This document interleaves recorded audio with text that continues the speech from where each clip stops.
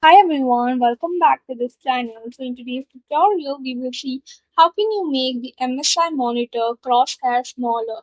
So here's a fix for your crosshair size, style and OSD options. To make the MSI monitor crosshair smaller, follow the below steps. Step 1. Open the monitor menu, press the menu or the Navi joystick button on your MSI monitor. Step 2. Go to Gaming Settings, navigate to Gaming.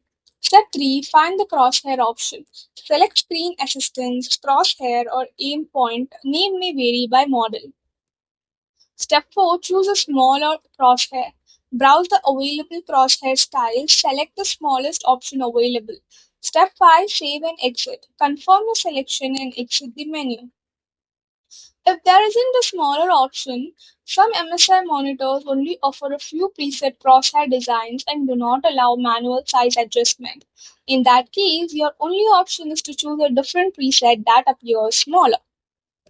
That's it for the video. Thank you for watching. Don't forget to like, share, comment, and also do hit the subscribe button.